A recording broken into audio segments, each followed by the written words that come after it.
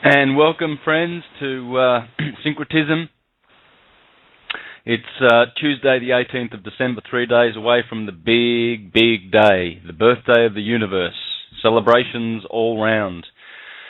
Very exciting, folks. We've arrived. We're here. Kate, you're on the board. How are you? Oh, good. How are you doing? Yeah, great. Thanks very much for... Oh, no, long time no chat. It's been since almost yesterday now. Yeah, long time these days, isn't it? Yeah, a great show last night, by the way. Lots of feedback from lots of folks today. So well done. Yeah, and we've got the best possible guest today, and as I promised yesterday on the show that I would try to get Matt Presti and Robert Otte, and we have them, and I personally think that this will be the best guest we can possibly get on for preparing us in a realistic, scientific way for what's coming. No hocus pocus, no wishful thinking, no, I feel that we may this and we may, I think, I've got an opinion. We're going to be doing a great show based on good natural science, mostly Russellian science. And I did read some beautiful quotes from the great book, The Secret of Light, yesterday. And I'm going to perhaps suggest that we get Robert and Matt to elaborate on some of the beautiful thoughts that we had from yesterday. So without further ado, welcome Robert and Matt. Thanks for joining us. How you doing, Santos? Yeah, great. Hello, Santos. Yeah, how are you, Robert? That's Matt. Matt, sorry. Yeah. No, I'm doing great. Yeah, Robert, great. How are you doing?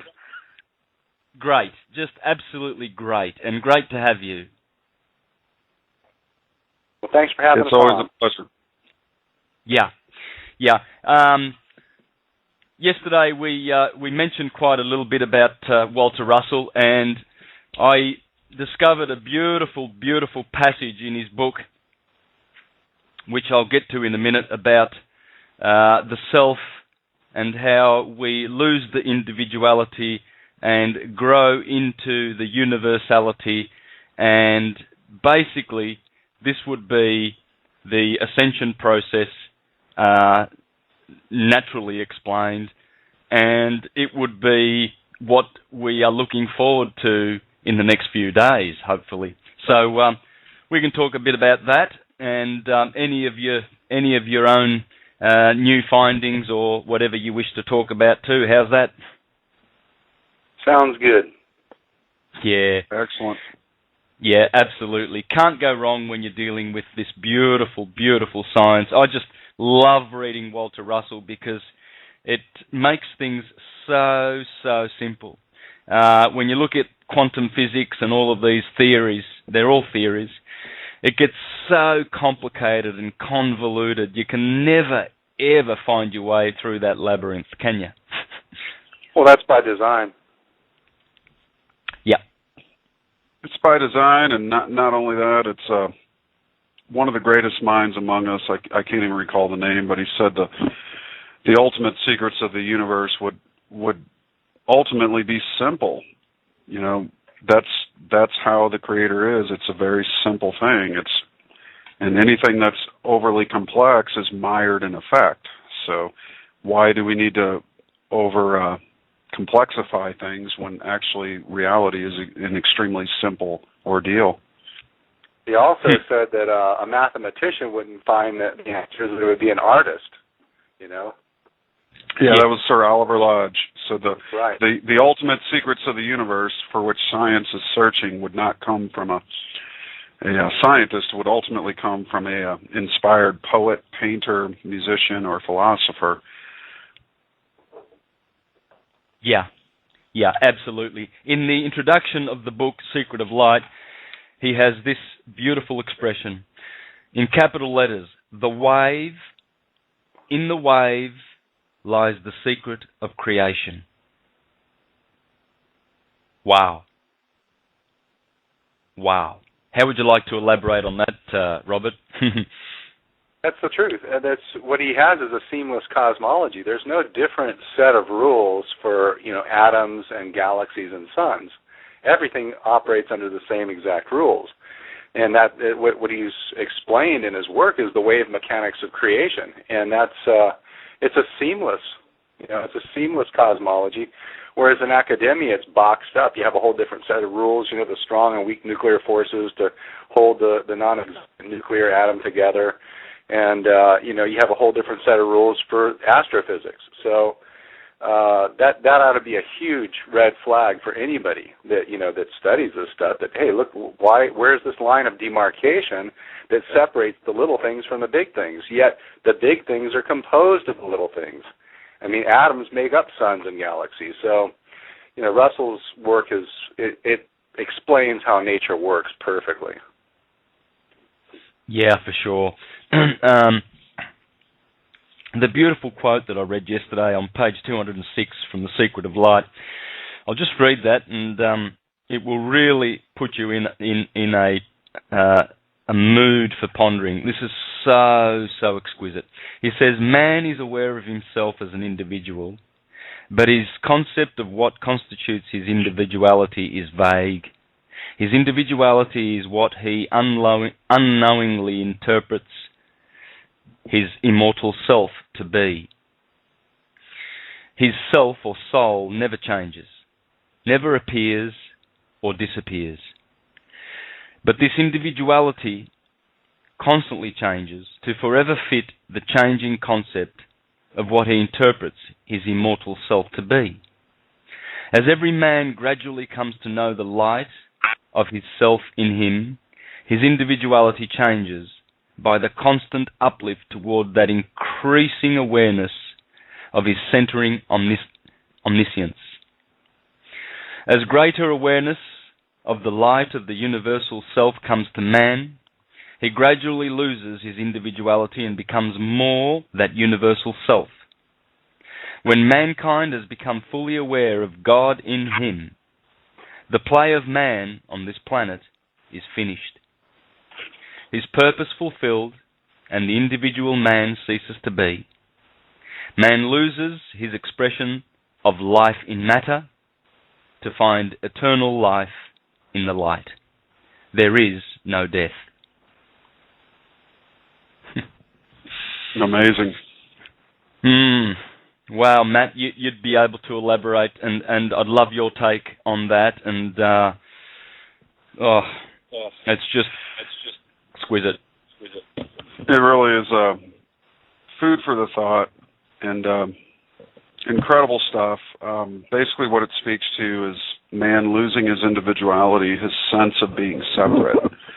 In other words, it could be akin to a metaphor of a drop in the ocean becoming aware that it is not a single drop alone and of itself, but yet contains the whole ocean and is a part of every other drop in the ocean. And it's basically the step from individuality, or the outward sensing paradigm of identification through the senses of materialism, into a universalist kind of mindset where everything becomes three-dimensional and the boundaries of individuality disappear with the realization that all things are connected and that all atomic centers run in and through each other from a scientific standpoint, but from a philosophical standpoint, that all man is a shared experience of mind itself, which generates and radiates that mind in this three-dimensional cosmic light cinema in which we live. It's just beautiful, beautiful stuff. It's modern Shakespeare, really, is what Walter is to me. Just incredible modern Shakespeare that explains the universe from the eyes of an illuminate who was alive at a very near time to the rest of us. So it's great stuff. Love it. Yeah, deliberate to have written him out of history, really. He should certainly be elevated above the likes of Einstein and these types, even though they had their genius. You can never, you can never diminish his genius, but it was a different kind. It was more sort of from knowledge gained, very very well done. Whereas this is from a knowing, a still knowing, and it's from a higher place. And yet, why was he not elevated above some of these other ones that were still playing around with theories? Walter Russell didn't play around with theories. There's no theories in any of his books. It's all about knowing and how to know. That is true, and if I may, I'd like to share a quote. It's not actually a quote, but a story from a gentleman who was a friend of Leo Russell around the year 1987. His name was Ben Novick, a prominent securities consultant in California, who was he was well connected with many major American businessmen. He introduced Leo to the famous capitalist Armand Hammer, of all people. And I'm quoting from the book Remembered for Love by J.B. Yount III, which was about a 10-year study of his part into the annals of the archives of all the letters and correspondences that are in the university archives at this time for the University of Science and Philosophy. And basically, what Ben Novick said is that he had known Albert Einstein intimately and confirmed the reports that Leo had often heard, that in Albert Einstein's last year, he had expressed great regret that he had not followed through with his study of Walter Russell's new science. Einstein had been basically one of the first recipients of the Universal One on its private publication in 1926. Mr. Ben Novick told Leo that Einstein had told him personally that even then he intuitively knew that Walter Russell possessed new scientific knowledge that the world so desperately needed. And I think that's a huge admission to the genius that Walter was. When you have a so-called genius, that was Albert Einstein, who basically says that he regretted, that he had not followed through with the study of Walter Russell. And then not to mention, I just recently heard a interview with a presentation with Nassim Harriman, where Nassim, in his own presentation, said Walter Russell was way beyond him. So it's interesting that these gentlemen, got elevated to the status of genius, but yet there's no mention of Walter in our current day cosmologies that are out there floating around. I think that's an important point to consider. Yeah, let's change that. Let's make a determined effort to change that, and the listeners too. If you really love knowing, true knowing, please get out and get one of these books. The Secret of Light would be a great place to start. Atomic Suicide, New Concept of the Universe. All these are great books, just wonderful. Here's another one from page 173, guys. All nature is an expression of the two desires of the Creator. The desire for separation from the oneness of rest in Him into a multiplicity of imaged forms in His imaging, and for avoidance of that multiplicity by a return to rest in His oneness. So there's just two desires by the Creator: to separate into two and give duality so that He can experience Himself and give love so that love may give again. And then the other desire is to go back to rest. How beautiful and simple is that? And that's how the universe works, pulsating, in-breathing and out-breathing. And there it is. The Hindus have been saying it all along. Brahma, out-breath, in-breath. The great illusion, the Maya, the 3D cosmic light cinema. Yeah, and I've been using the illustration which I borrowed from Walter Russell about the silent string. I use that quite a bit because I'm a musician, and you guys are too, all of you. You strike that string, and out of the silence comes this beautiful music. But where does the song return to? Always returns to the stillness, where all potentiality exists. All potential. So, absolutely exquisite.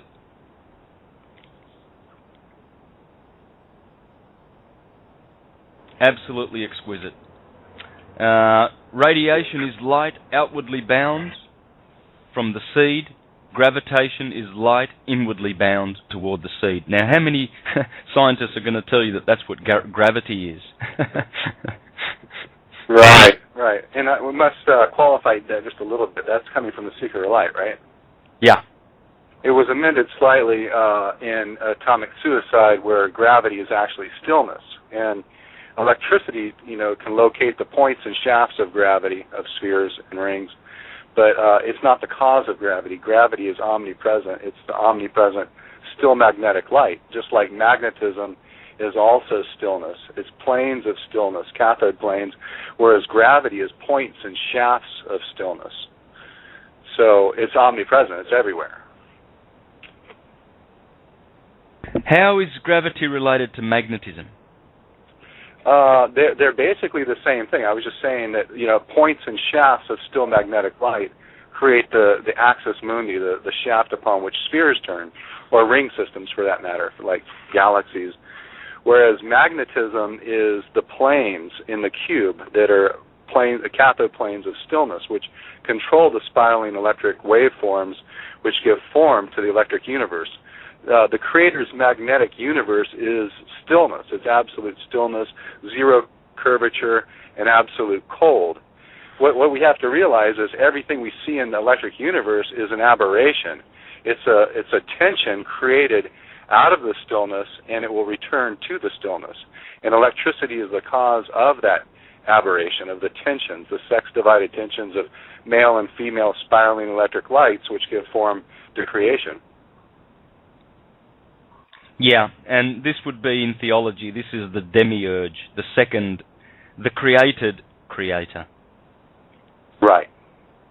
Yeah, and this is where a lot of people get stumbled. I mean, the churches have got the right books. They've all got the right books. There's no doubt about that. The Bible has pure science in it. It just needs to be understood. They've got the right books, but it's their ignorant interpretation of this that is what's destroying them and keeping them in ignorance, because what they do is they pay homage to the demiurge, the created, and believe that in that matter is where the creator exists.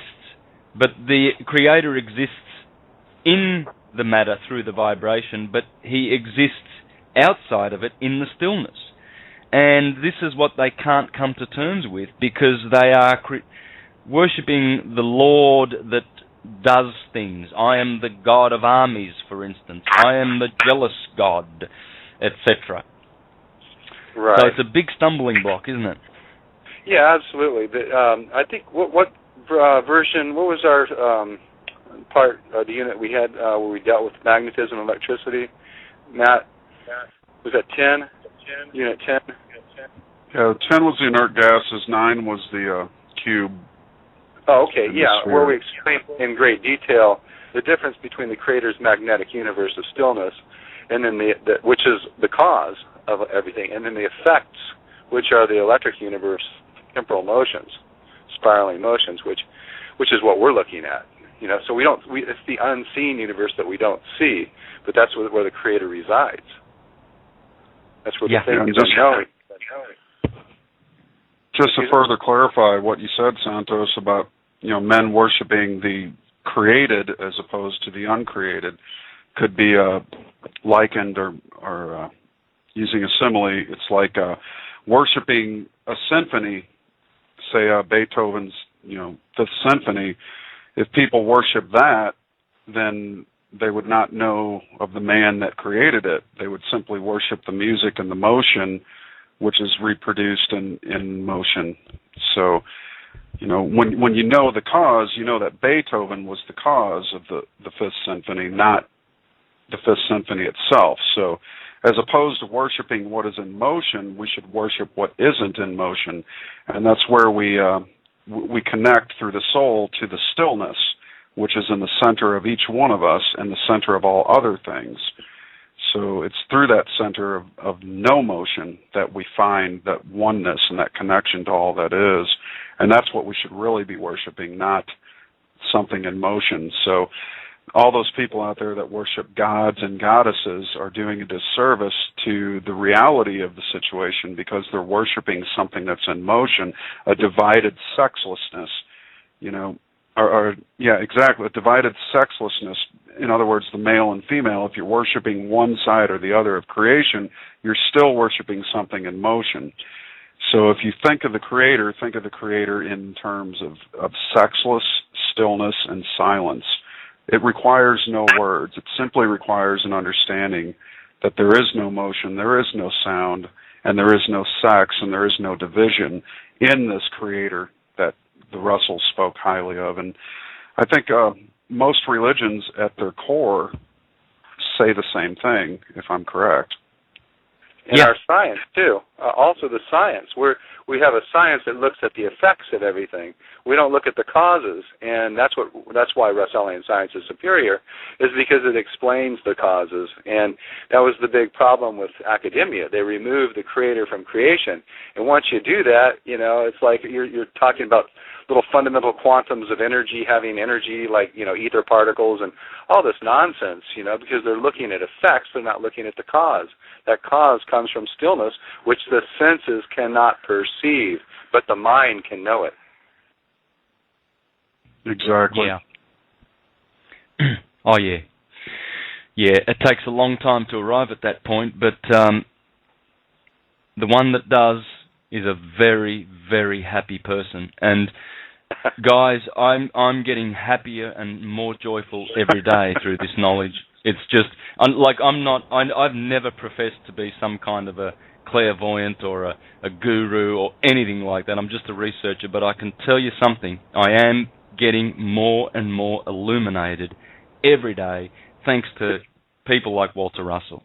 What a fine liberating. It's liberating. Hey, really Santos. Yeah. Santos, just to share a couple of thoughts, things that I found very practical and very now moment oriented.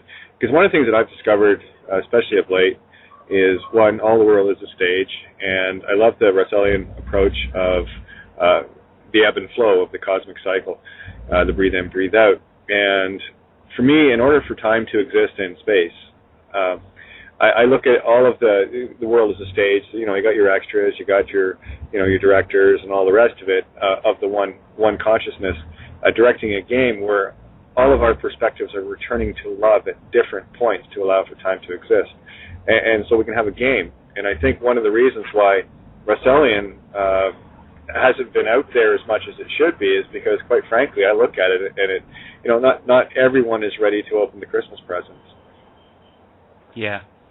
It's just to allow for a continuance of the game, and it's a movie. I mean, all I've been doing for the last couple of weeks is following my white rabbits as they appear, and when you finally start seeing the synchronicities and the coincidences and all the rest of the ironies, whatever you want to call it, as soon as you get into that beautiful stillness of the now, and you just become the observer, the motionless observer, everything just shows up.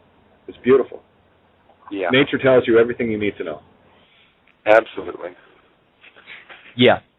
And you have to make a decision at some stage to self-determine your life, because the difference between where we are right now and the consensus sheeple is that they're happy for Big Brother government or priest down at the local church or their institutions of education to manipulate their thinking and tell them what to think.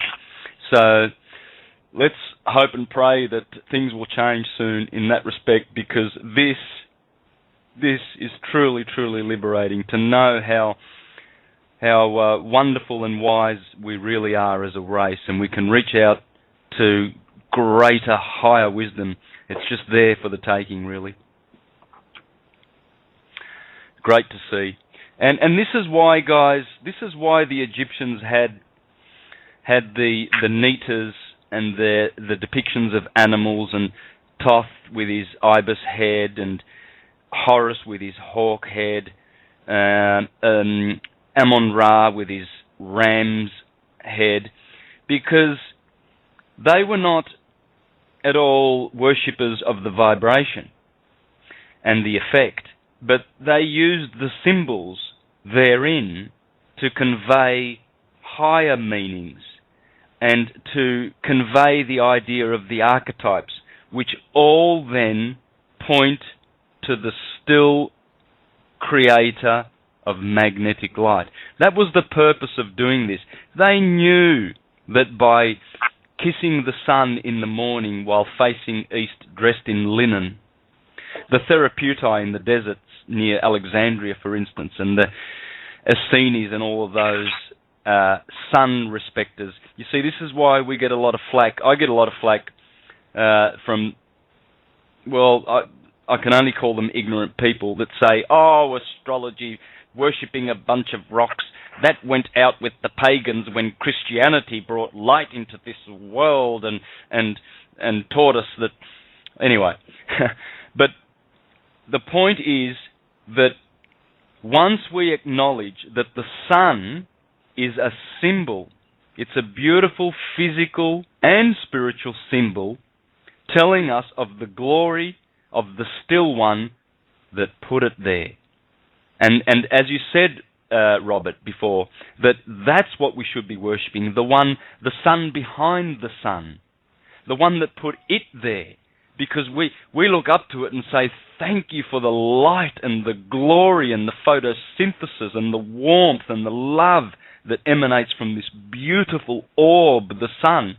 But we don't worship the sun. We worship and adore. Yeah, the same thing could be said of the Maya and the Hunab Ku. You know, it's the galactic center, the spherical light at the center of the galaxy. You know, the creator's behind that sun also, you know.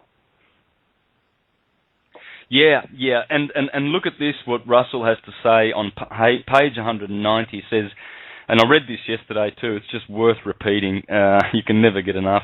All things in this solar system come from the sun and return to it. The germ, the life germ for which man is seeking is in the sun. The idea of man is in the sun. Likewise, all idea of all things is in the sun, awaiting birth into form. The pulsing light of polarity borns all idea into its form when conditions are favorable for each idea to be mothered by an extension of the sun. Everything in nature is a moving extension from a still point of the one light. The center of the sun in our solar system is the still point of light from which everything in the entire solar system radiates spirally and towards which it gravitates spirally for its resurrection into another cycle. Absolutely. Hey, if I might add, too, you know, in The Way of Lies, The Secret of Creation, Dr. Timothy Binder's book, page 116, it says, suns are the storehouses of mind idea. Suns are the seeds of all creation. Solar systems are the seeds of suns. Through the planets of suns, all idea of mind is unfolded into image forms, and the drama of creation made possible. That is the purpose of suns. Wow, you're going to read that in any the modern day scientific books, are you? Ain't going to happen. No, it's a thermonuclear hydrogen nuclear bomb. Sure. Yeah, we just happen to be close enough to it that we don't freeze, right? Like being close to a campfire. Right, exactly. Silliness, man. Pure silliness. Just a dumb theory. The sad part of that is, these eggheads have wasted literally $100 billion creating tokamak fusion reactors based on the myth that the sun is a nuclear furnace. That's taxpayer dollars thrown down the hellhole for nothing because the sun's not a nuclear furnace, and they'll never get these tokamak nuclear fusion reactors to work because it's a flawed theory. Doesn't exist. Yeah. Wow. So they're pouring lots of taxpayer money so that all of these armies of scientists all around the world are employed looking in the wrong direction for useless, harmful technology which is hurting mankind, but puts a lot of money in those Swiss bank accounts. And that's about it. Which also at the same time ensures that they can sell as much oil and coal and uranium as they can possibly sell at the highest dollar. It's a racket, Yep. They've got it all worked out for their advantage. It is a racket. It's absolutely a racket. And it's over. Yeah. Their day's done. Yeah, new day's dawning. I'm looking forward to, as I just read there, gravitating toward the sun for resurrection into another cycle. So, as the ancient philosophers Plato, Pythagoras, and all of those great schools were saying, that the suns are portals by which we have to go through to ascend to our pristine home of unconditioned consciousness in the Empyrean. Yeah. We have to go through those portals. We have to go through the sun. And this is why the scriptures say, no one goes to the Father except through me. That's the Jesus Christ figure speaking. In other words, the Son. No one goes to the Father of still light unless you go through me, the Son of physical motion. The true meaning. Yeah. Now, being musicians, we do a lot in octaves, so we know what an octave is.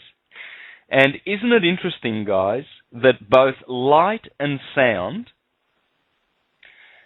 are expressed in octaves or septenaries? Light, that we see at least, has 7 colors in the spectrum. And sound, the 7 diatonic tones of the music scale, which round out to an octave, are also expressed in octaves or whatever, 7s.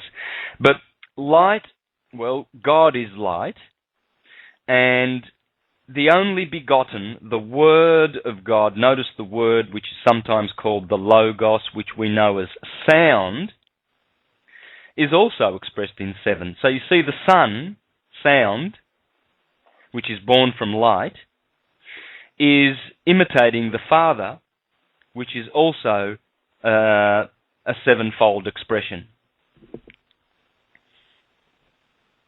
How's that?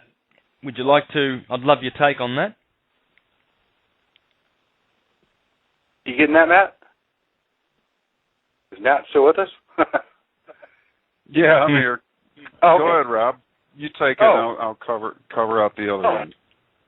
Yeah, I'm sorry, I've lost my train of thought. No, I thought you were going to handle that one. So, what was the question? Well, I think it's the octave. It's both in light. There's an octave in light, and there's an octave in sound, right? Right. And that's just beautiful because Walter Russell says that everything in the wave expresses itself as an octave. Now I present the wave in 12 sections. When I do the sine wave in my presentations, I present it in 12 sections, and they are the 30-degree segments of the zodiac. But if you look carefully at the zodiac wheel, you can see 12 for sure. It's there.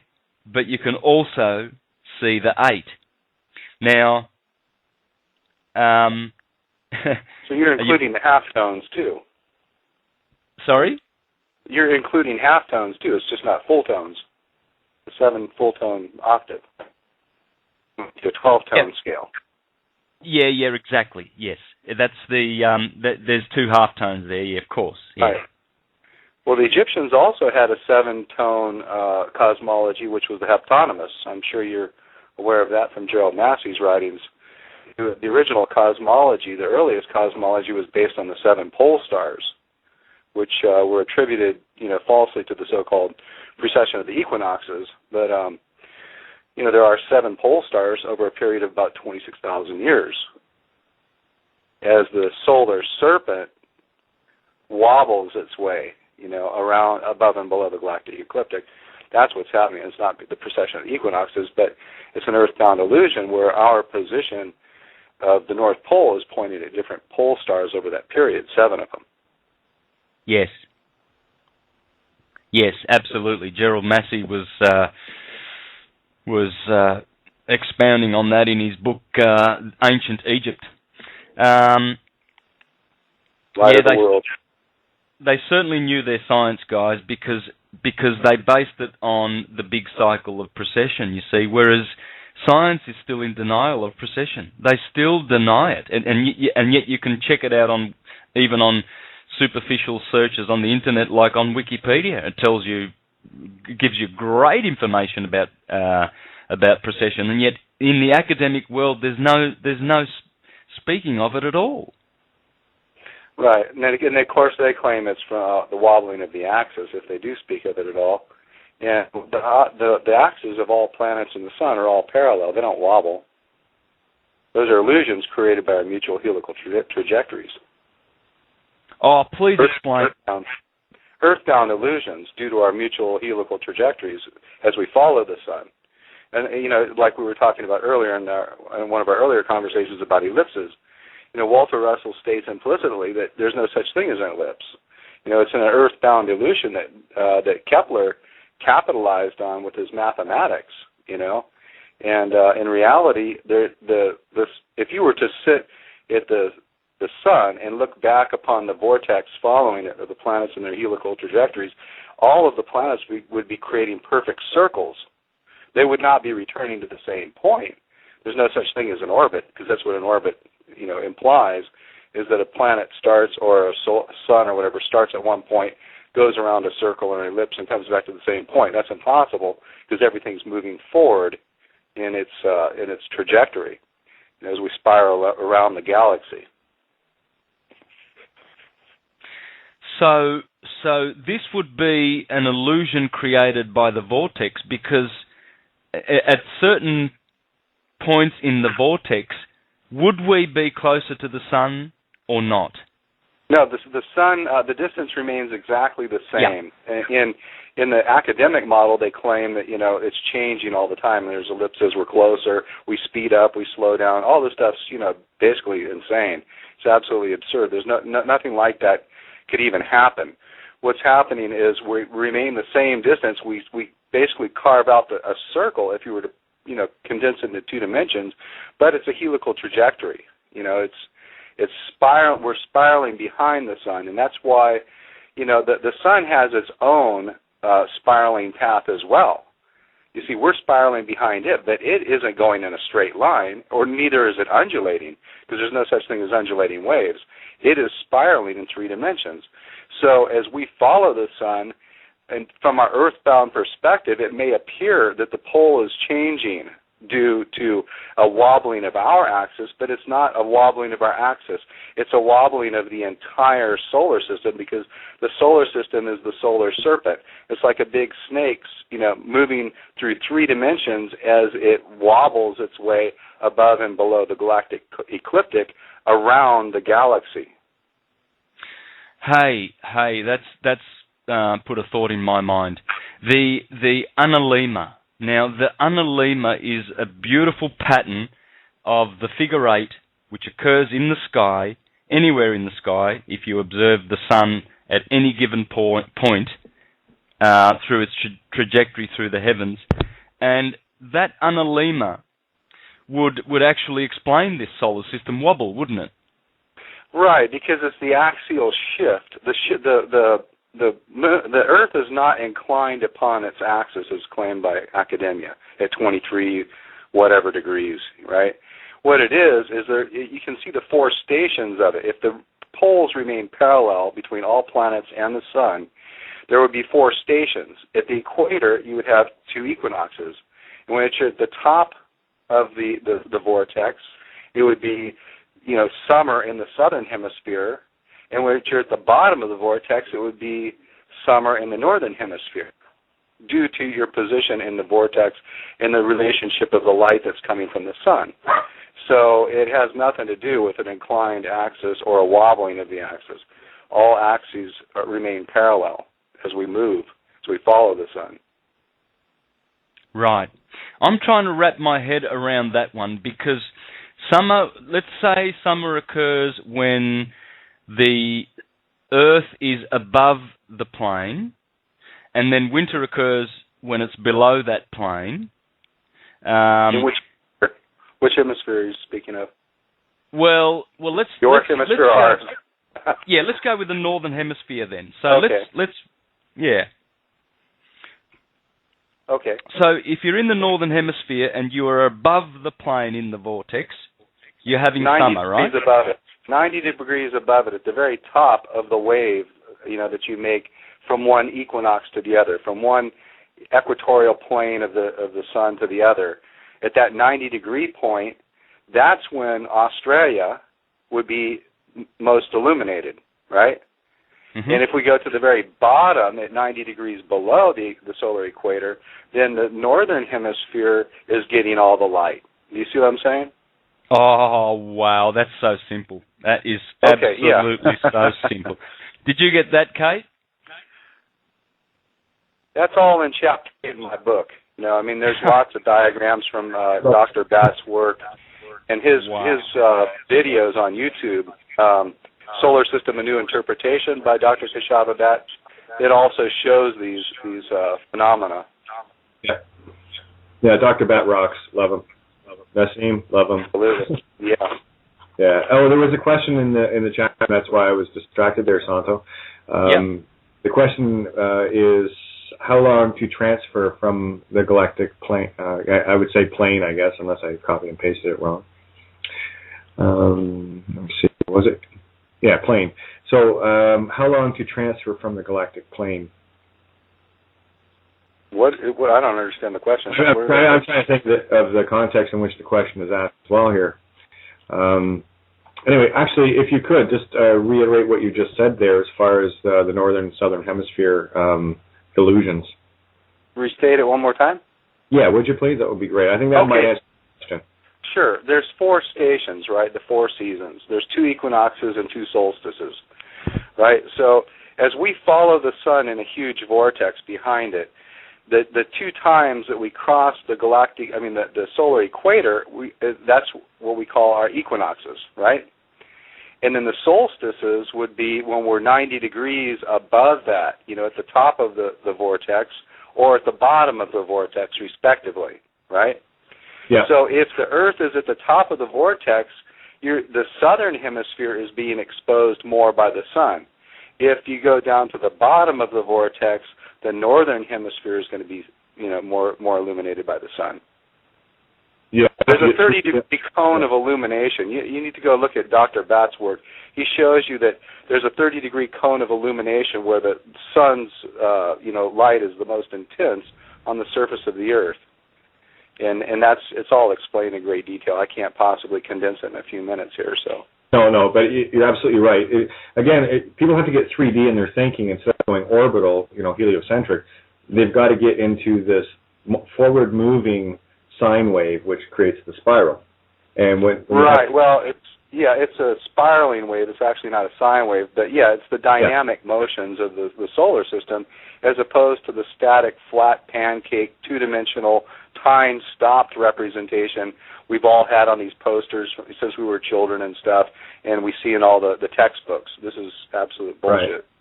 Now, one of the things that this might help convey this 3D concept is I'm going to compare it flying an airplane and driving a car. You see, when I'm driving the car, I have for me it's two-dimensional because you have direction, speed and direction. Unless of course you're crazy and you like going over ramps and stuff. But when you're when you're in an airplane, you have pitch, roll, and yaw. So you're now into a very three-dimensional sort of thinking, and that's why like Dr. Batt's work was so easy to see. Until you can actually experience that pitch, roll, and yaw physically for yourself and live it, it's tough to describe. You're right. Right. Well, it's the flatland version versus the flyers version. You know. If I may also add to that, Walter Russell spoke of if you stood 100 men breast to breast, and they were arm in arm, they would radially line up. They wouldn't be in a straight line because the two men on the end of those 100 men would be slightly lower at that point than So basically, being that the Earth is curved and that all direction is curved and all motion is spiral.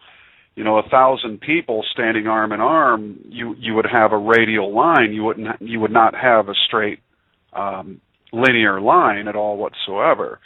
So that just goes to show you that all direction in the universe is curved and all motion is spiral, and that's fundamental to understanding this 3D universe. Absolutely. Couldn't agree more. And again, it's I think people could. I always like to go into practical sort of approaches to people. Go out and learn to fly, like a model airplane or something, and you'll start to get that concept right quick, or it's going to get expensive crashing little airplanes. Okay, so.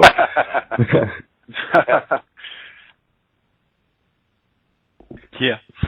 Hey, I've got a question now. This is going to be a toughie. Conjunctions. How do the planets that are way back in the vortex, like Uranus and Saturn, conjunct with the Sun when we're dealing in astrology? For instance, right now, the Sun is in Sagittarius, and Saturn is in the next sign. It's only 30 degrees away in Scorpio, right? So, how does that take place? Can you elaborate on that, please? They get obscured from the brightness of the sun, right? And the helical rising is when it emerges from that brightness, that illumination, which obscures the path. But if you go check out the data on how long the outer planets are invisible, in the brightness of the sun, they don't go behind it, you find out it's only a few weeks. If they were on the other side of the sun, it would be several months at minimum. You see what I'm saying? Yeah. Because they're so far out. They're moving so slow, and we've got to move, and then the sun's between us, and it's illuminating the entire sky, so we can't see past it. You see what I'm saying? Yeah. Yeah, exactly. Yeah. And also, if you look at the rings of Saturn, you'll look at the academic version, and it looks like they're wobbling like freaking crazy, But the truth of the matter is we're seeing it from different positions in our mutual helical trajectories, because sometimes we're below it. When it's at the top, we're below, and when it's at the bottom, we're above it. And that takes, 27 years, basically, for a full, what's called an axial shift rotation, an entire circle made through a helical trajectory, which actually I call a circumferential spiral trajectory. You see what I'm saying? Yeah. I love how you guys talk. Oh, thanks. I've got a good page on Dr. Batt, a memorial page on my website, and it's got all these illustrations so people can see this real easily. Yeah. Last month there was a conjunction of Saturn, Venus, and Mercury. They were very, very close to each other in the sky, right? Above the pyramid. And I think it was early this month, actually. Yeah, the 3rd of December. Can you elaborate on how that happens then? I'm not really familiar with that specific conjunction, but I can just give you a little bit more proof in relationship to this. That if we were on a flat pancake, orbital system with the heliocentric version that we've been taught in academia, we would have an eclipse every month from the moon. And also, we would have Mercury and Venus eclipsing us constantly. But the transit of Venus only happens twice in a period of about 121 years. There's two. We just went through one like this last year. You hit to that, right? Yeah. So I mean, if in fact we were on a flat pancake, it would be going every year. I mean, it'd be happening several times a year because Venus is moving faster than us and all that. So it's extremely rare. It only happens twice over an 8-year period, over a 121-year total period. So, I mean, these are all red flags for people that they should, basically say, well, obviously this pancake, version that we've been taught is not true. Yeah, it's really done a lot of damage. I mean, it's going to take a long time for people who are into astronomy and the solar system to wrap their minds around all of these different concepts like perihelion and aphelion, the analemma,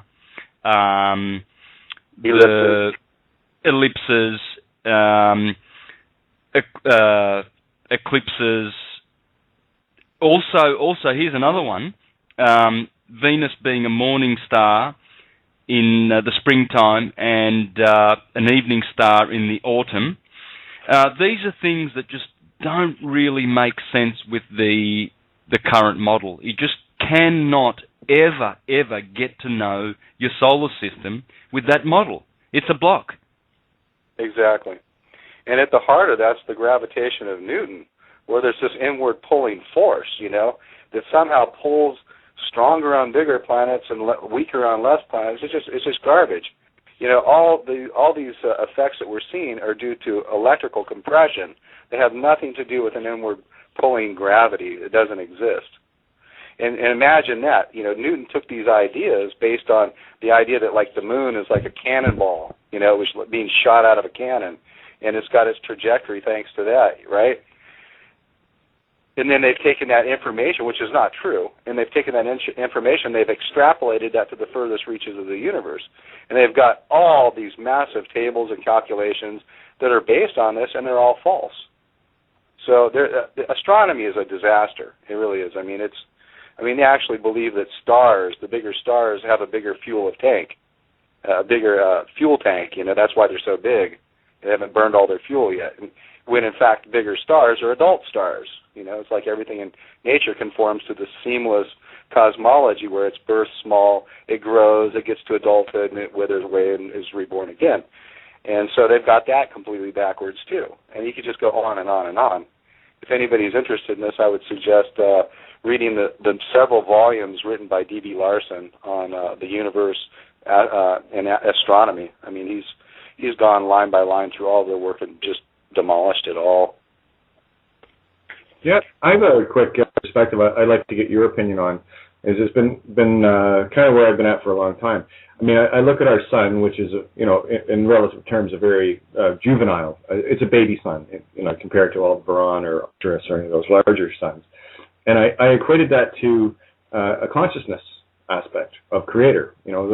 The more consciousness that has been able to be flowed at the sun, or those particular suns, the larger they get. So it's about the ebb and flow of creation with me. So I just want to get your perspective on that. What do you think? You want to address the prolation and oblation, Matt?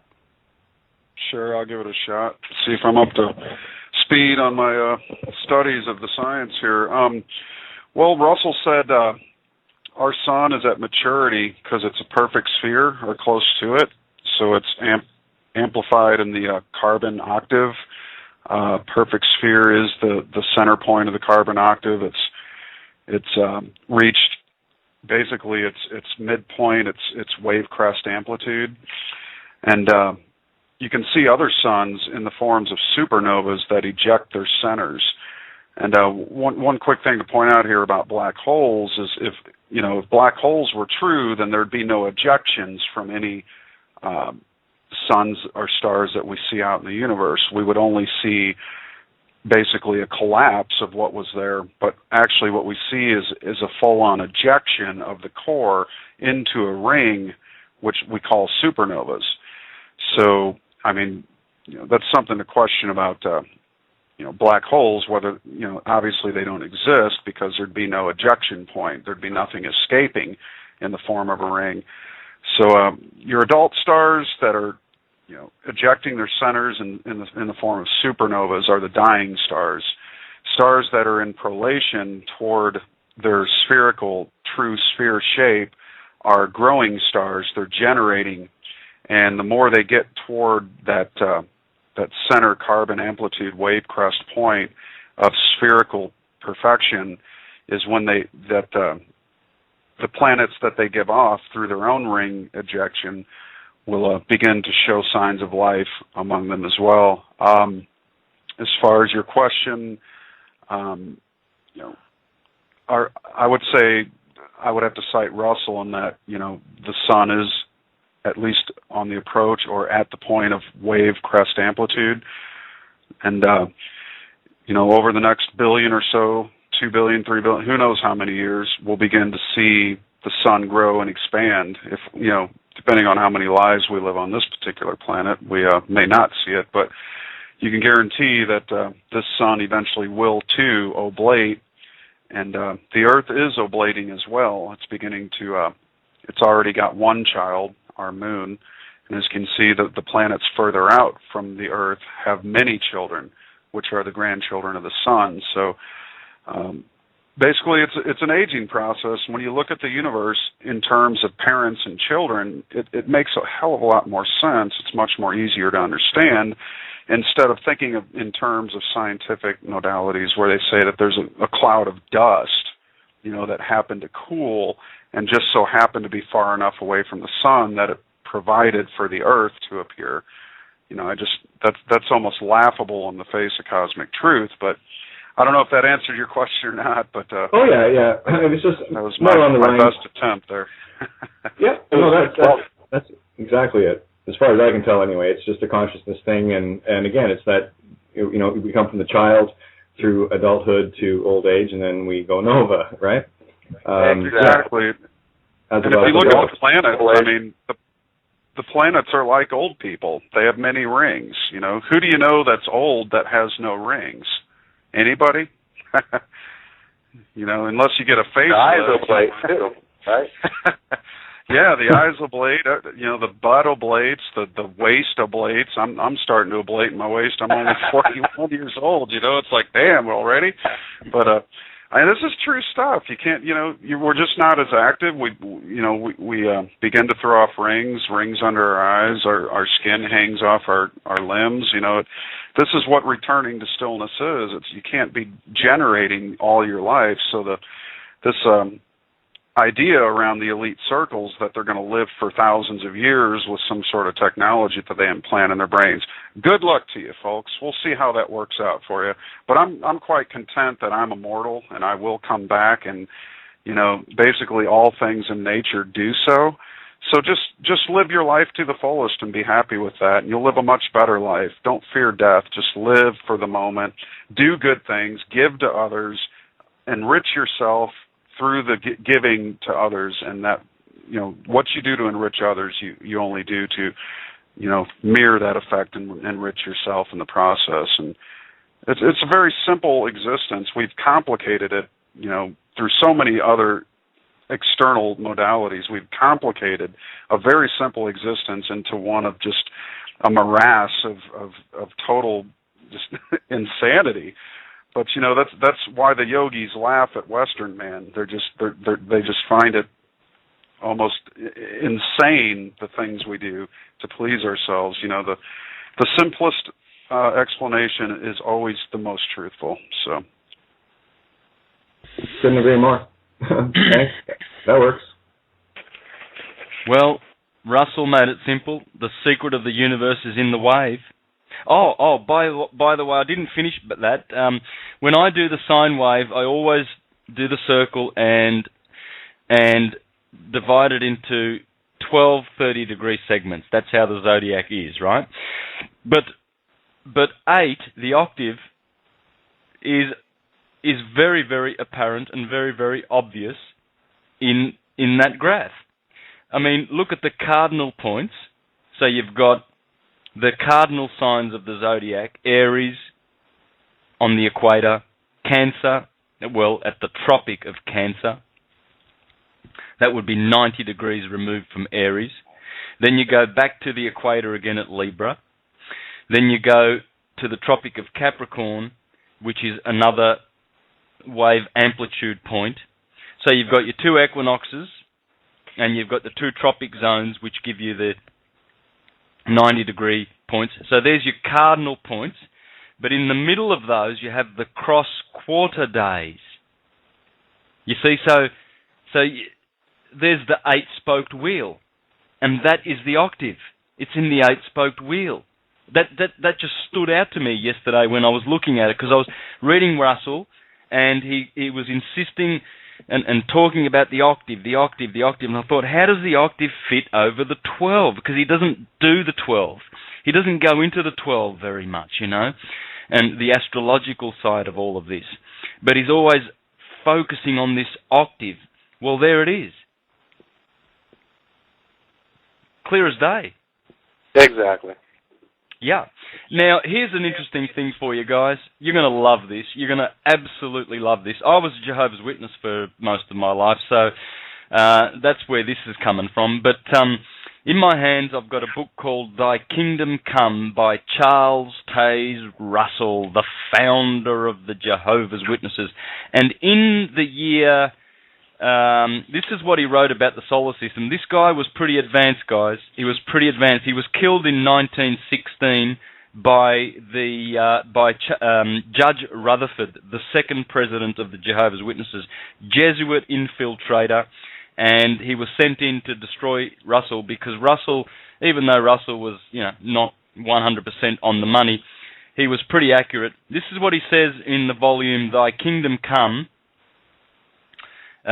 Series 3. For all the listeners out there that may have this book, I got this book from an old sister who knew that I was such a great student of the Bible 25 years ago, and she wanted me to have her old books, and this one's in pristine condition. He says there, the sun is not a dead center. Sorry, let me start from the start of the sentence. Science has at last discovered that the sun is not a dead center, with planets wheeling about it, and itself stationary. It is now ascertained that the sun also is in motion, carrying with it its splendid retinue of comets, planets, its satellites, and theirs around some other and vastly mightier center. Now, he goes on to say that that center is Alcyone. Alcyone, then, as far as science has been able to perceive, would seem to be the midnight throne in which the whole system of gravitation has its central seat, and from which the Almighty governs his universe.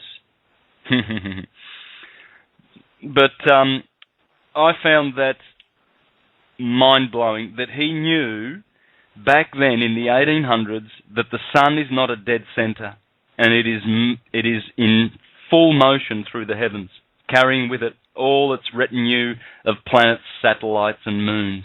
How's that? Right, yeah. It said that we have Beautiful. a 180 million year helical trajectory behind Alcyone. We're one of the 7 stars birthed by Alcyone.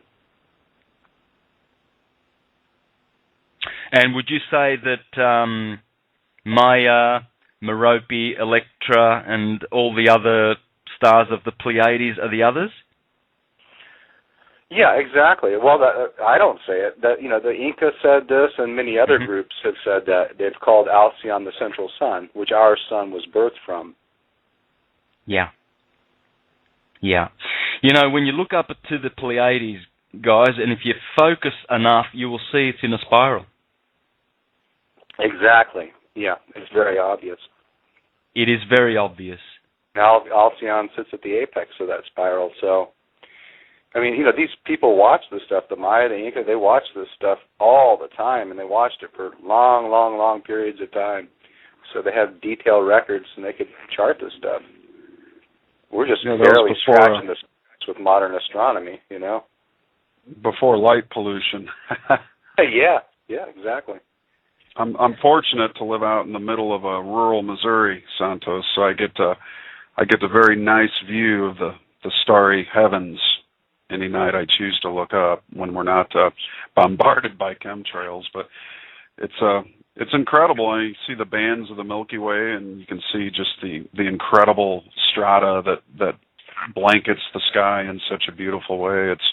It really it's something near and dear to my heart to be in the middle of the woods out here and have that sort of a connection to the cosmos. Wow.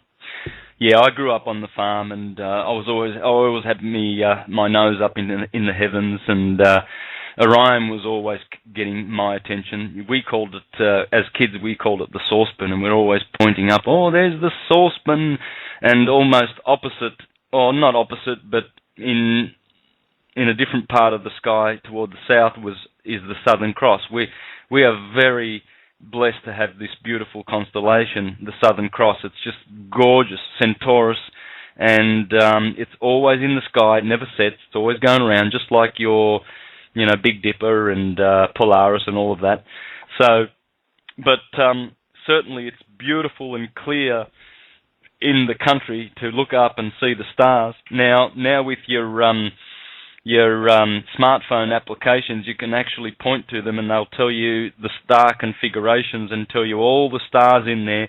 So today, with this modern technology, take advantage of it, even though it's very harmful, be careful, but you can actually chart out the stars out in the open. You can go out into a field and just have your phone with you and point it up, and it tells you the names of all the stars. What a better time to get to know the heavens. Yeah, indeed, and what a better time to have a better use of technology. I mean, technology is really neutral, but just that kind of an application there. My Lori has her little iPad, and we'll step outside and look up at the sky, and I'm quick to say, oh, look how far off. The iPad's not exactly correct, because Jupiter is actually about 20 degrees to the right of where it's showing it should be. So it's not quite perfect, but it is a good use of technology, like the musical instrument. It's just compared to the bomb and the gun and the bullet. I mean, this kind of technology is where we should have been heading for the overall human race for many years. And, the more this stuff kind of pops up, and the more we can move away from drones and man-killing man mode, which is really where I see the benefit of 2012 is a new beginning. So it's just, we should be using technology to beautify our world, not make it uglier. Yeah, absolutely. And there is technology that is doing that. That's unstoppable. As much as the controllers would love for us not to have that, we do have the internet, and they don't like it. They're trying to find ways of stopping that, but here we are having this wonderful conversation by means of the internet, and we can be thankful for that. Let's hope that the new world that begins in a few days, hopefully the new world of high consciousness will all take a deep breath and just put away the guns and all of the weapons and all of the rubbish and filthy dividing devices that we've created, and just continue forward to implement great technologies that will be to the advantage of the human race. I mean, look at some of the other civilizations that have been on this Earth, on this planet, and there's evidence of it. The people who built the Great Pyramid certainly knew what they were doing in terms of technology.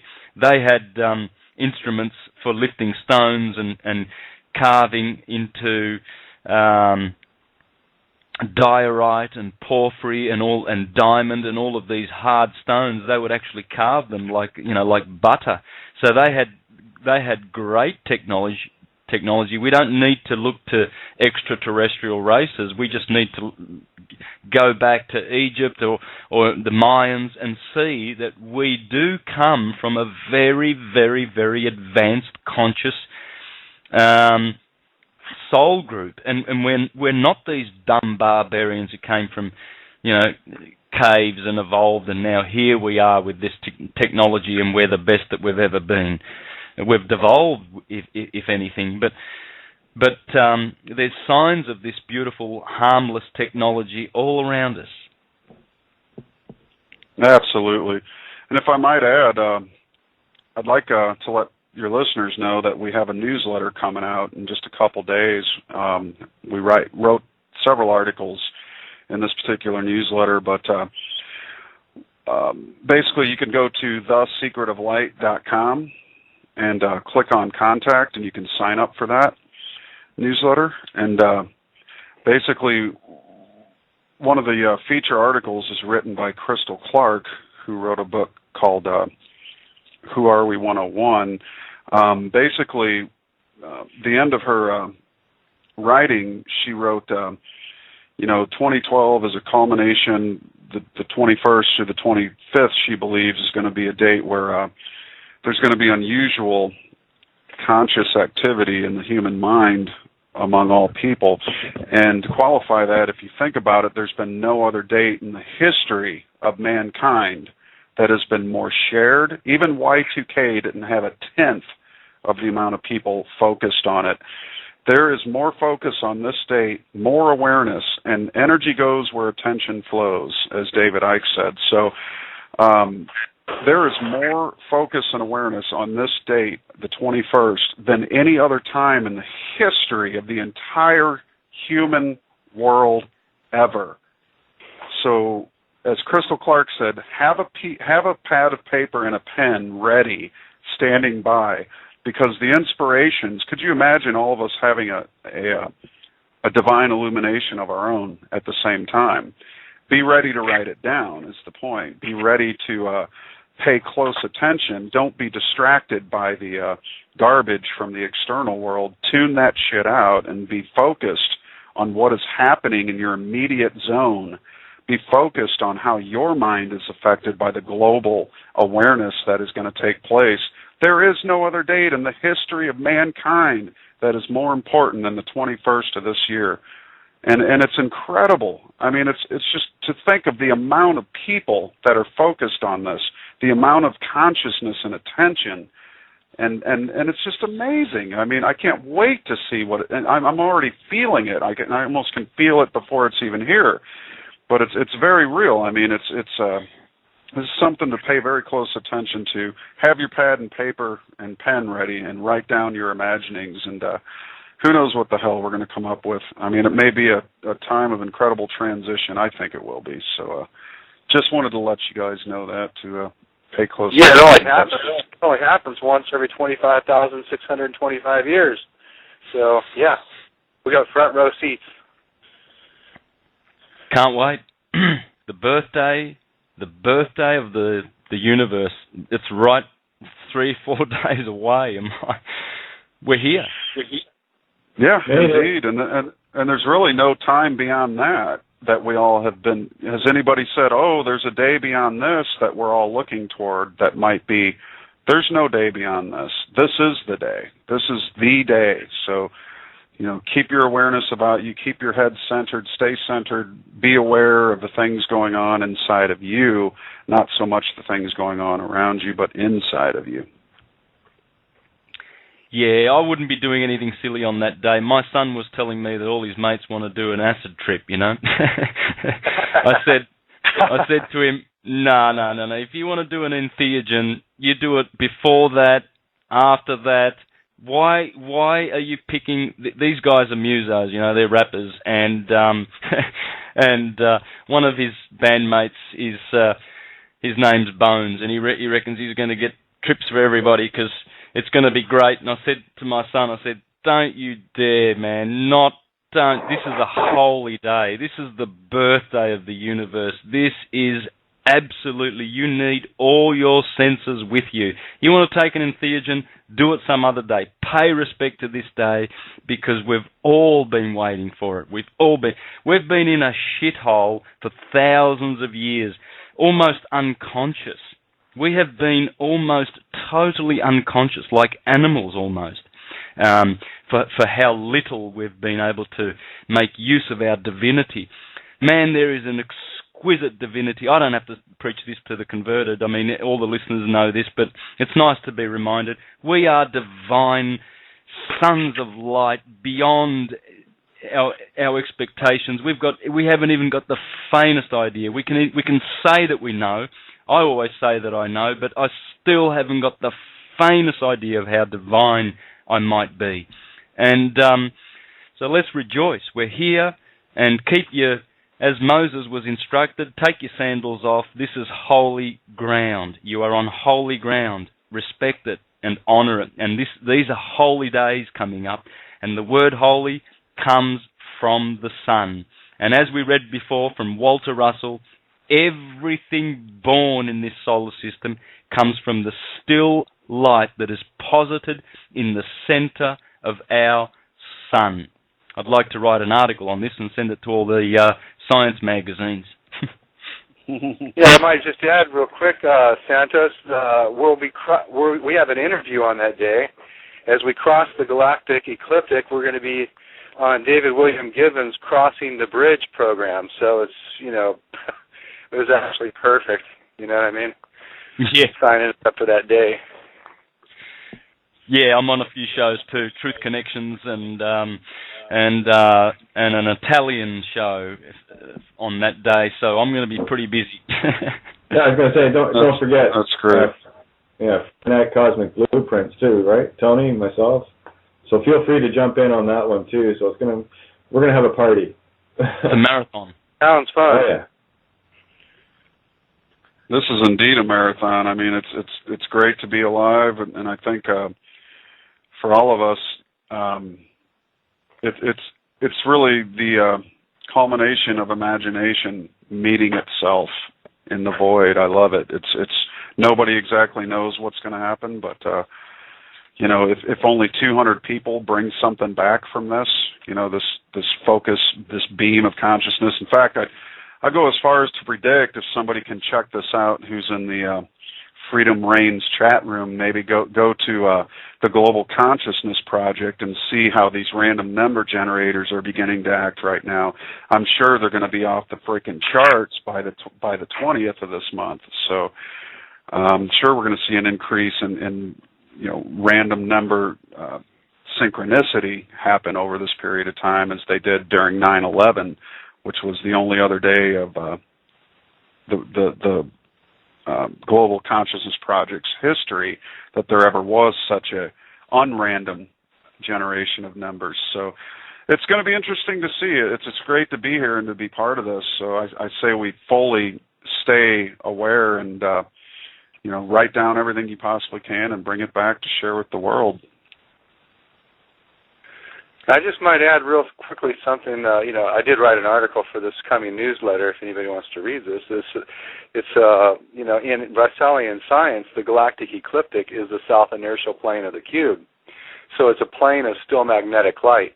And what that means is that the center point is extended on this plane. So, as we were talking about Alcyon being the central sun of our sun, well, the central sun of Alcyon is Hunab Ku, the being or the entity, the consciousness that's at the core of the galaxy that created all the star fields that are spiraling outwards from the galactic core. Wow. We don't have to travel to the galaxy's core is what I'm saying. Passing right through that plane of still magnetic light. You see what I'm saying? Yeah. We're going to pass through the still light. We're going to experience the still light. That's what we're going to cop. And it'd be the same as going to the center of the galaxy, Yeah, because it's extended from there. It's projected on that plane, and it's only in that plane. And the minds call it the dark rift. Right, exactly. Wow. And it's interesting that they knew that we pass this at certain intervals, and they isolated this particular one as a biggie and suggested that the fifth sun that will be born from it will be an ethereal sun, a new sun. And so the sun, as the sun will also be passing through that 0 point. Everything goes through that 0 point of still light, and everything gets upgraded. The whole system. This is big. This is really big. I'd like to add to that. This may be a little bit of speculation, but it's one of the more fanciful writings of Russell, and it's not necessarily written in stone, but he did say in one of his writings that he knew for a fact that the sun was pregnant. And Robert and I often would just imagine, as we talked after, 15 hours of video production in a day, we'd sit and we'd talk, and I'd ask him a question. I'd say, Rob, Walter said he knew for a fact the sun was pregnant. Do you suppose that when we cross the ecliptic, the sun might give birth because it's actually, inwinding and creating all this pressure, and when it hits that band, that ecliptic, that it might actually cause some sort of resonant, outwave where the ejection at 90 degrees would create a ring that's thrown off of the sun. And of course, it's all speculation, but planets do have to be born eventually. At some point in time, Mercury was born from the sun. At some point in time, Mars was, and the Earth and Venus. So it could very well be that we might see the birth of a planet. We may see the birth of a moon for each planet that's in the point of its lifespan. Like the Earth is far enough from the sun that it's already given birth once. We may see the actual birth of a planet. Who knows? It's just speculation, Everything is speculation at this point, but I thought it'd be kind of interesting to bring that up. Yeah, it's not pure speculation, Matt, because, actually Victor Schauberger confirms that. And you look in Living Energies, there's some diagrams, and you'll see how the rivers work, and he'll show that point between two arcs, two wave crests, which he called the energy cannon, right? The ecliptic would be called the energy cannon. Yeah, Victor, yes. Do you remember that? I think that's in chapter 8. Yeah, I remember the diagram, indeed. Yeah, exactly. So there is something, something of substance to that, Interesting, yeah, indeed. There was a question that came up from Santos Page. Santo, please explain symbology of the pyramid shape in our heart and speak more about heart center. Please, great show. Oh, that one's not for me. That'd be for either. I think Matt, you'd be the best one to deal with that one, because we're talking about what is in the center of the heart, and perhaps tie in what Frank Chester has discovered about the heart, and that the sun that we are looking for in our bodies is centered. That still point of light is centered in our hearts. Please, guys, if you can elaborate on that. I'm going to give that to Robert. Robert, okay. Robert has actually been the guy who met Frank Chester and filmed Frank Chester several times speaking, so he's going to go ahead and take that. Thanks. We've been friends for many years now, and been following Frank's work very closely. And he proved in his work that the heart does not pump blood. It basically is an implosion break. It has twin opposing vortices, just like a sun, just like an atom, just like a galaxy. They're based on twin opposing vortices. At the center point of those twin opposing vortices is a point of stillness, which controls those two. It's the fulcrum, where all energy comes from. So the seat of the soul would be there. Frank Chester has proved it empirically, and that's the way the heart functions. It's the seat of our soul. And Walter Russell says specifically, that the mind, the soul, is centered in the heart. Wow. The sun is so crucial in all of this, isn't it? I mean, I only read little portions from Walter Russell. I've got another quote I want to share, guys, by Lyman E. Stowe. The Stowe family is very famous in America. They've produced a lot of great literature. And this guy wrote this book in 1907.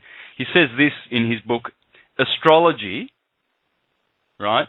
Stowe's Bible Astrology, and this is what I'm proving, that astrology is biblical, absolutely proving that it's biblical, and I've done that in my latest presentations. But he says this: the sun is our proper home, or the true Garden of Eden, from which we were cast out, and we cannot get back until we conquer all selfish and foolish desires. And the sun is the flaming sword turning every way which the Bible speaks of. Absolutely. Isn't that the truth?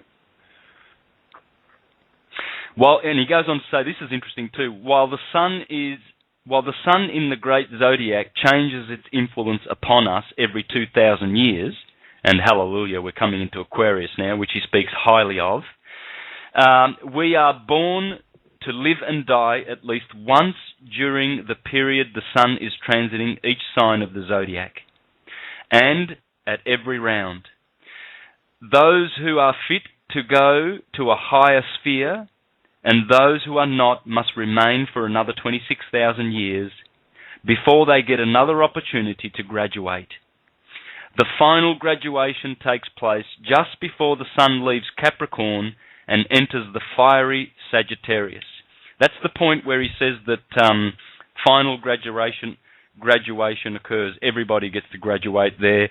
After Aquarius, then there's Capricorn, and then before the sun enters Sagittarius, everybody has an opportunity to graduate. But certainly, this point is a graduation point. And the Maya said this era would end in destruction by water. Well, Aquarius is the water bearer, right? So it's symbolic, right? She's pouring out knowledge. Yeah. Yeah, it's the psychic waters of consciousness, and that's why the Bible also says that the final destruction will come by fire. It's either water or fire, water or fire. They are the only two elements that can purge. Water is the great cleanser, and fire is the great purger. But it's talking about symbolic fire and water. It's consciousness. Armageddon that the Jehovah's Witnesses are talking about. Oh, Armageddon's going to come and destroy this world. It's consciousness. That's what Armageddon is, because when we illuminate the world with light, guess what gets destroyed? All the fictions. And that's fire, conscious fire. That's what we need. Now more than ever. Correct. I was going to say something else with regards to water. I mean, you go to the ancient mysticism, and it's also like silver, representation of truth. So, yes, of course, the illusion is going to be destroyed with truth, and fire is the consciousness. I like it's one of the things I love about listening to you guys and Santo and people like Bill Donahue, because there's beautiful different perspectives on the same thing, and you get this beautiful pitch, roll, and yaw kind of look at things. So, yeah, of course, truth is going to definitely clean this up, and yeah, we're going to graduation. Yeah, and for all the ones that prefer the darkness, perhaps, I don't know, without being judgmental, types like Hillary Clinton and people like that love killing Colonel Gaddafis and all of these types, fictional people like Osama bin Laden. Well, it's the light that's coming is going to benefit them too. So don't be scared. You don't have to hang on to your fictions. We remember the great Bill Hicks when he said, "They've got a lot of money invested in this ride." Look at my furrows of worry and my family. Right. This just must be real. Yeah, indeed, man. It's great. I mean, boy, I'll tell you, it's something else. I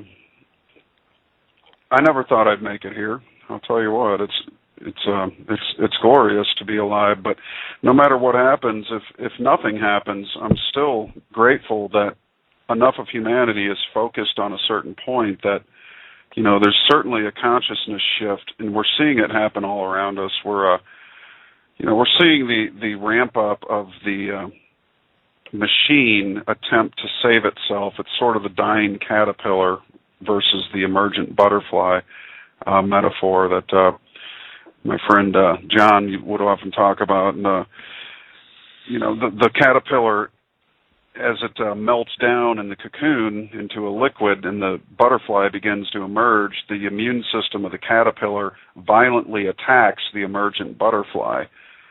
And it's relentless because it's trying to remain a caterpillar. It's afraid almost. It's scared to become the butterfly. So in that metaphorical aspect, I see that as very relevant to where we are, and that the military-industrial, banking, war, elitist constructs that are all around us are trying to dig in, and they are the caterpillar. The new emergent form is the new consciousness that many of us have already signed up for, many of us have already begun to exemplify, which is more of an internal awareness of our internal connection to one another, as opposed to just an external awareness through the reptilian brain, which we're all sick and tired of the reptilian people among us. We've had enough of the reptilian brains among us, the war and the death and the drones and the surveillance and the cops that are tasing old women in wheelchairs. I mean, at some point we're just going to be done with it, and I think we're right to that point where we've reached the boiling point where consciousness is agitated enough that we just happen to have this beautiful alignment in human consciousness on the horizon just a few days away. Put all your efforts to it, put all your focus on it, and let's not look back. Let's transform this world, whether anything happens or not. Let's make an agreement with ourselves as individuals that we're not going to go along with business as usual anymore, that there is no more business as usual. That as individuals and loving people of a creator who we all share this universal mind, our own drop of water, let's be aware that we're all part of an ocean, and that what we do to the other drops of water, we do to ourselves. And I think just taking that awareness away from this, whether anything happens or not, let's just operate on a different modality. Let's agree that we're no longer going to be sanctioned by this absurd authority that seeks to usurp our right to universal brotherhood and sisterhood. My own aunt, I love her to death, but she told me one day a few years ago, she said, "Matt, there will always be war on this planet." And I told her, I said, "In your mind, maybe." But it's, we have to dream large, people. We have to dream big, and we have to be that change we seek. If we're ever going to have a universal brotherhood and sisterhood on this planet, it's going to take work. And it's not just going to pop into existence and, everybody's happy and we're great. Let's not go on that kind of mindset. Let's go as if, this is a point of time where we can all reset, where we can all benefit, and where we can take that knowledge and extrapolate what we need to develop the kind of civilization that we really want. And it would be nice as when Gandhi was asked what he thought of Western civilization, he said it would be a good idea. Sounds like a good idea, basically, meaning it hasn't happened yet. But let's make a civilization. Let's do it for once in our history. 6,000 years of written word history, we haven't had a civilization. It would be nice to have one. Let's embrace the power of the feminine, bring women into the fold of decision-making processes, because women are the missing element, in my opinion. They're the fifth element that we need to bring man's world into balance. We need to get rid of these male-only dominated, hierarchical, man-dominated structures that keep collapsing because of their imbalance, and embrace the feminine, which is what our planet is moving into. If she is truly ablating, then she's becoming more feminine. The mother goddesses of the ancient world and the clay figures were ablated women. They had big hips, big boobs, and round heads. They weren't skinny-looking, Barbie doll-looking figures that had no motherly attributes to them. I mean, an ablated world is a mother that gave birth. It's like Señora is a mother in Spanish. Señorita is a woman that's unmarried and has had no children. We live on a world that is a mother, so it's about time we pay attention to our mothers and bring them into the fold, embrace the feminine inside each one of us, and bring that to the fold. Because that's really what Leo said from her writings. God will work with you but not for you. Her book Love, her book Why You Cannot Die. I mean, these are all stressing the importance of having the feminine principle in man's world, which is the balance of East and West. If East tried to be mother and father to the world, it would collapse. If West, which is science only, was trying to be mother and father to the world, it would collapse. We have to unite East and West, male and female, produce the balanced civilization that we all deeply seek in our spirits, that we all deeply seek in our own homes, and extend that balance to the world in and through each other, and we will, for the first time in our history of this world, of this humanity, we will truly have a civilization. And that's what I'm working for, and I hope we can do it together. Already there. Tune out, turn off, and drop out of the dominant paradigm. Yeah, it's like changing channels on the radio, right? If you don't like the station that's got punk music on it, well, you just turn that dial a little bit, and voila, you've got Baroque. Exactly. Make what we want. Yeah, let's change the channel. We can do it. And like your aunt there said, Matt, there's always going to be wars. Of course, these doctrines come from the war makers themselves. They teach. I remember when I was a kid, some old man who was supposedly wise said, "Oh, war is good for the economy. Oh, the economy grows with war." Oh God, man, it's like. Fine, go get your head shot off then. You love it so much, fool.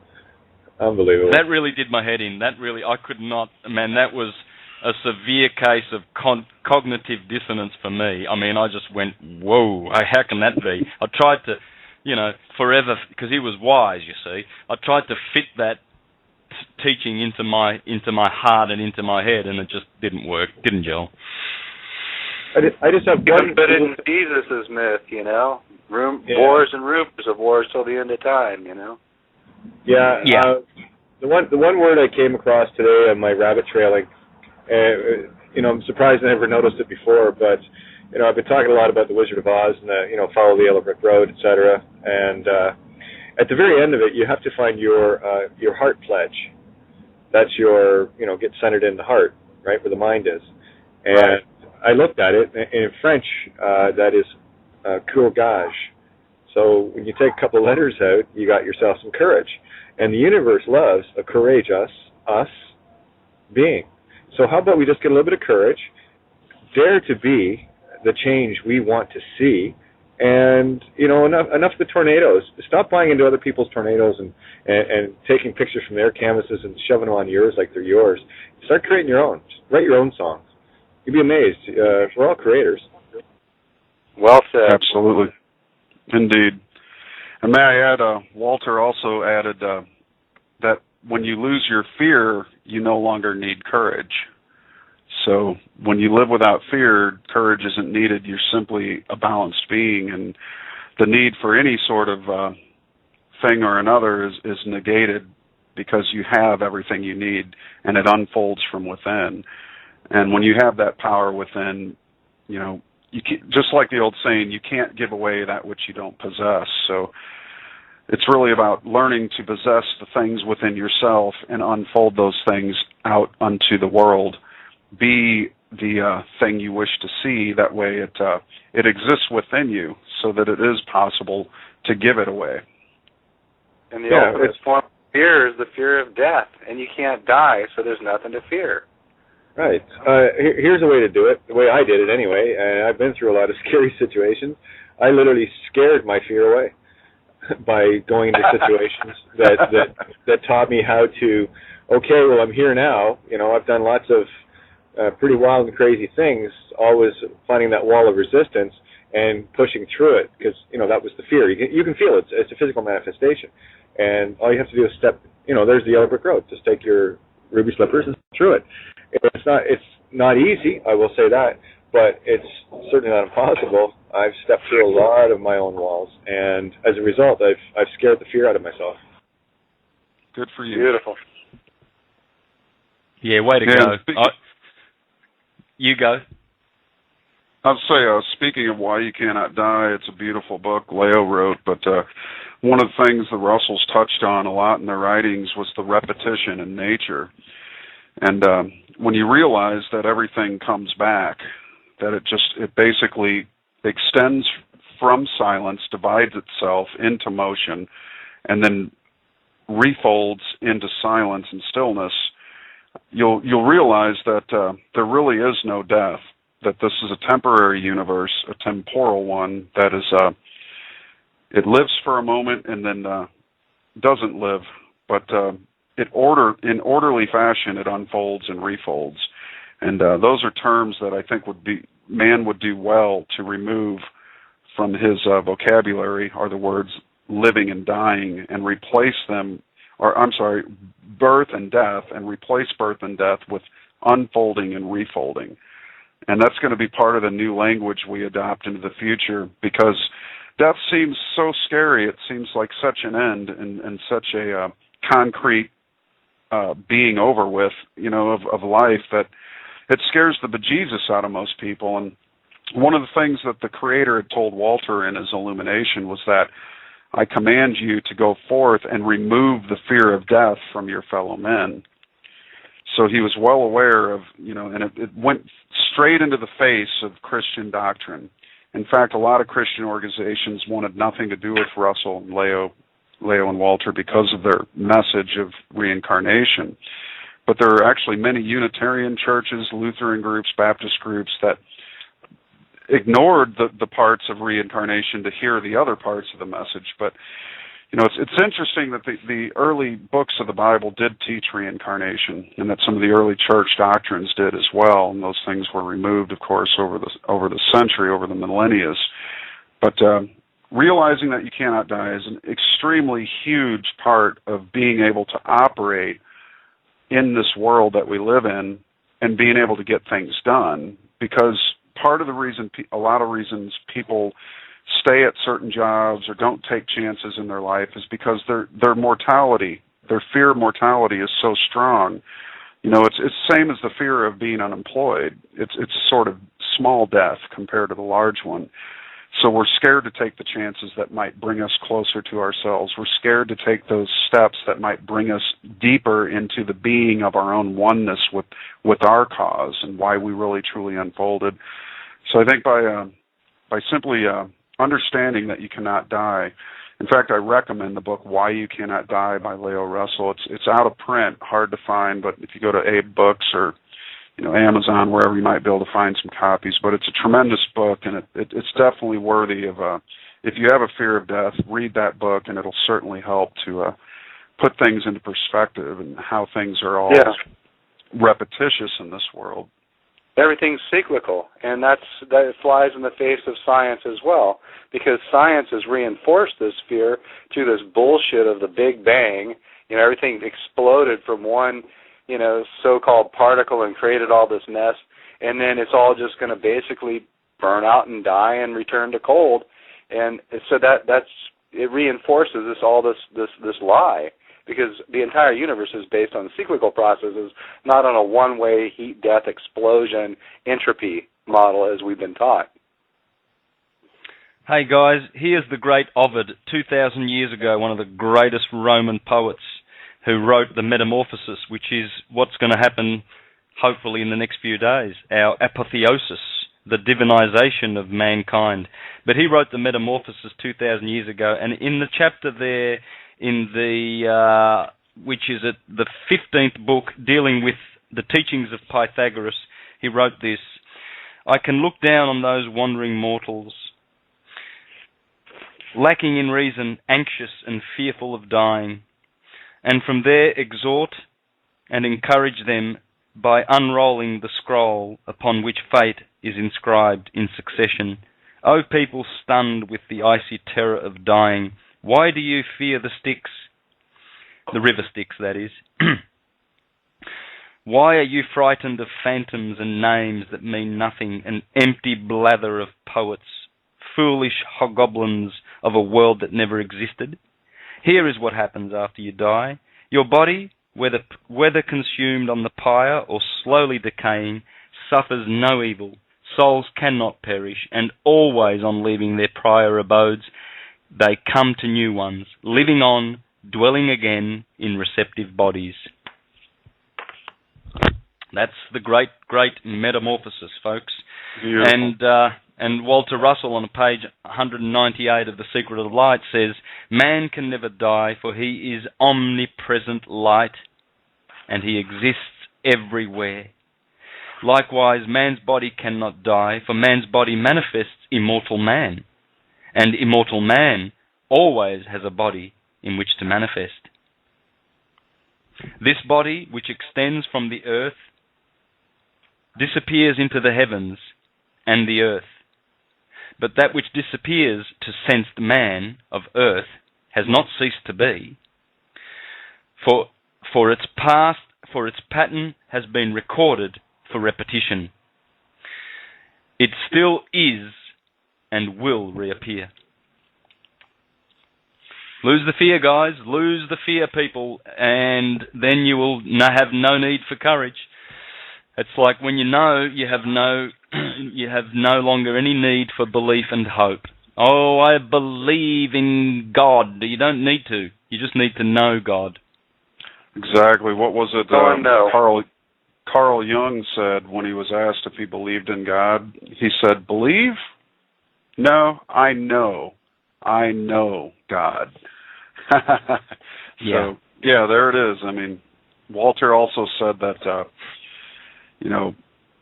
when man loses his fear of death, then all things become deliberate. You live with purpose at that point. You no longer live an accidental, I may not be able to do this tomorrow or that tomorrow, but life must be purposeful. The Creator purposely divides its one still magnetic light into the color spectrum of motion and sex. And this bisexed universe is the motions of the Creator's thinking. So it is as much with purpose as you lift your finger to scratch your nose is with purpose. Every little thing you do is purposeful, so make it good. Purposely do that which gives to others, which gives loving service, and do only that which makes you to be loved by others. And you can't go wrong in this world. You will be blessed by this universe because that's the way this universe works. When you take from someone, when you lie, when you cheat, bad things happen. And if you don't know why that is, then just keep doing it. You'll learn eventually. But you could save yourself a lot of time if you just start working with the universe and give so that giving can re-give perpetually. And we will uplift the human race. The more of us that do this, we bring balance to our homes. We can extend that balance to our neighborhoods, to our cities, to our states, to our countries, and eventually to the whole world till love girdles this earth. And as long as there's love in this world, there can be no hate. And I, for one, want to see that world before I leave this planet. And I'm going to do everything I can to make that so. Beautiful. Join us. Music to my ears. I'll give you a heart pledge on that one. Absolutely. Thank you. So, time to point your noses and eyes heavenward. Take notice of those stars, guys, because they are seeds of life. They are seeds of immortality. They are portals back to our divine, pristine state of undivided, undifferentiated consciousness, unconditioned consciousness. And as the Pythagoreans called them, they are father fountains of life. And so let us not limit ourselves, people. We do call our children youngsters, young stars. We do give them gold and silver stars if they're good at school. And we tell them that they will have a bright future if they only will be good. And we do call our sisters Isis stars. And we do call our brothers Ra gods, because it's made up of the word Bra and Theos. So it's in our language. We cannot escape it. We just have to acknowledge it. And if we don't, we're a little bit like little Bart Simpson. You know, Bart Simpson, he goes to the door and he presses the doorbell and it squirts him in the face. He shakes his face, then he presses it again, and he gets squirted again. And then he shakes his face and wipes the water off, and then he presses it again. And he just doesn't get it. But that's Bart. That's not us. We get it. Look, we've got 7 minutes, guys. I'll leave it up to you, and you can just wind the clock down and see the hour out. Thanks once again for joining us. I'll say this now, just in case we get cut off, but thanks for joining us. The listeners demand, my listeners do anyway, that I have you guys as much as possible. I'm getting great feedback. They want it, they demand it, and they understand it and love it. And it is beautiful to deal in science and no hocus-pocus rubbish. It's just exquisite, and I thank you for that.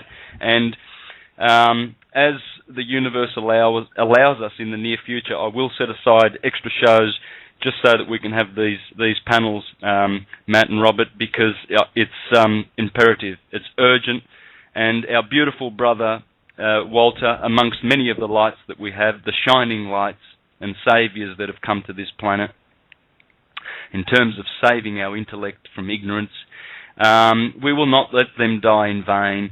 And yes, they've been written out of history deliberately by certain creepy banking families, but, you know, they may repent, and hopefully we can embrace them in our family of love. And let us not let them die in vain. Let us let their words live on and emulate their examples. So over to you guys. It's a great honor. It's a great honor to be with you, Santos, and to share with you everything we've learned. And our sole purpose is to help humanity, you know, out of the pit that we've been basically socially engineered into. And if I may just quickly read a quote from a true hero, Giordano Bruno, who lived without fear, who was burned at the stake by the Vatican, by the Pope. You know, he understood this stuff, you know, over 400 years ago. I might just read this very quickly. Thus the excellency of God is magnified and the grandeur of his empire made manifest. He is not glorified in one but in numberless suns, not in one earth nor in one world, but in 10,000 hundred of infinite globes, so that this faculty of the intellect is not vain or arbitrary, that ever will or can add space to space, quantity to quantity, unity to unity, member to member. By this science, we are loosened from the chains of a most narrow dungeon and set at liberty to rove a most august empire. We are removed from the conceited boundaries and poverty to the innumerable riches of an infinite space, of so worthy a field and of such beautiful words. This science does not in a word make a horizontal circle feigned by the eye on earth and imagined by the fancy in the spacious sky. Wow. Beautiful. Can you forward that on to me, please, absolutely, if you don't mind? And Matt, if you know off by heart your poem that you read out and that I shared on Facebook, would you be able to please share that with us now? Sure. One moment here. Let's see. Because that was from our brother Giordano 400 years ago, and now we're going to have a modern Giordano Bruno, and you'll get a lot out of this poem. Okay, here we go. There is only one. The one law of this universe is balance. The one matter substance is light. The one force is electricity. The one cause is desire. The one emotion, which has no opposite, is ecstasy. The one principle is love. The one thinker is the creator.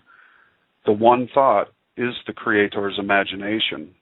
The one song is the music of the spheres, or the universal symphony. The one time is now. The one savior is you. The one is the other. Find the one in yourself. Know the one in the all. Wow. Robert, just a minute for you. Sorry, we squeezed you. Oh, not at all. Not at all. Thanks again. Much love to your audience, to everyone. Let's make this a better world. Yeah. Hallelujah. I'll second that.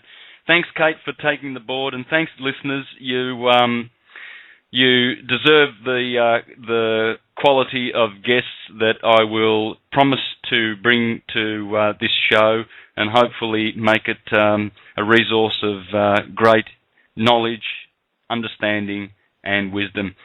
And with a minute left to go, perhaps each one of us, my website is universaltruthschool.com, and my YouTube handle is Mr. Astrotheology. Robert, please, would you like to share yours, then Matt, and then Kate, and that should about do it. Free Energy and Free Thinking is my website, FEANDFT.com, as it's abbreviated. 77G Slinger is my website, my YouTube channel, and 2010 Resistance site is also 77G Slinger. Beautiful. Excellent. And don't forget, Santo, you're on the air on American Freedom Radio in 1 hour from now.